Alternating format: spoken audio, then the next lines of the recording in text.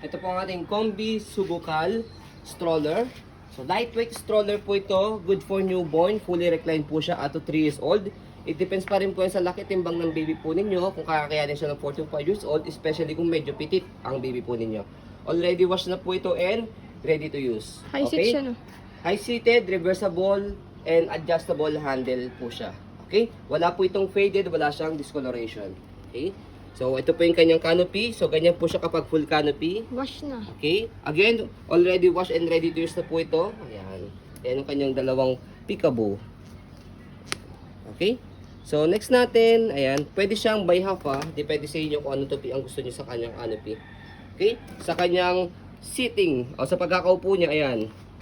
Okay? So, meron siya newborn pad sa head. So, itong stain na to, water stain lang yan. Okay? So, pagka binalawan nyo siya, mawala yan. Okay? So, next natin, sa kanyang harness. Okay? 5 harness siya. Safe na safe po yung baby po ninyo. Ayan. Okay? Okay? Ayan.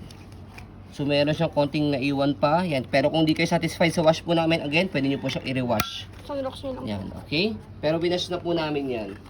So, kanyang front handle, press nyo lang po itong sang side dito sa kabila pag ilalagay po ninyo or tatanggalin nyo po si baby. Ayan. Okay?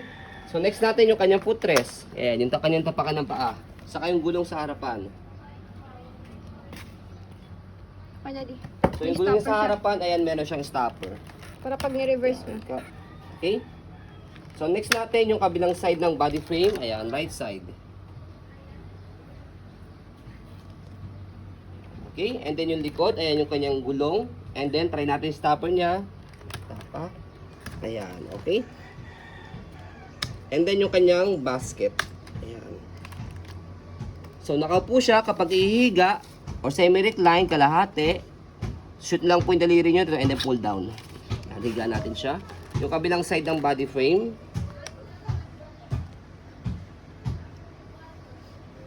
Ayan. And then, yung kanyang handle. Ayan. Check natin yung handle kung meron siyang tear. Ayan. So, okay naman. Wala naman siyang tear. So, adjustable po siya. Press nyo po yung button dito. Left and right. Ayan. Depende po sa laki na magtutulak. Ayan. So, ayan. Reverse. So, sa pag-reverse natin, ayan.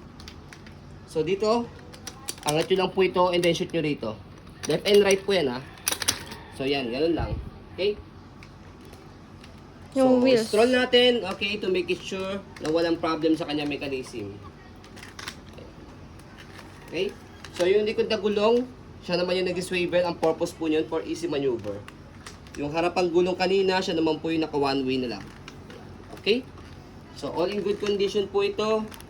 Yan. Gagamitin nyo na lang po siya. Next natin, balik lang natin ulit sa normal, sa pag-fold po sa kanya. Make it sure lang po na yung gulong niya sa likod, naka one way lang ulit siya bago nyo i-fold. Fold yung canopy. Ang kinagandaan dito, one hand fold, one hand open. Kahit hawak nyo po si baby, kaya nyo po siya. Okay, upo muna natin. Okay lang, kahit nakaupo o nakahiga kapag may fold. So sa handle, slide and press po siya. May note, slide, naka-unlock, tapos press yung ilalim. Para po safety purposes po siya. So try natin. So slide and press, angat yung likod and then pull down. So, ganun lang siya kadali. Ayan. Kapag ilalagay niyo po sa sakyan, adjust lang po yung handle niya sa harapan para mas maliit po siya. Ayan. Okay? And then next natin, kapag i-open, same lang din siya, slide and press lang din. Slide and press, angat yung likod. So, yun na. Ready to use na. Okay? So, yun po, as you can see, very details po kami sa pong pag-video kasi kami siya policy. No refund, no exchange, what you see is what you get. So, yun po, maraming salamat. Have a nice day and God bless po.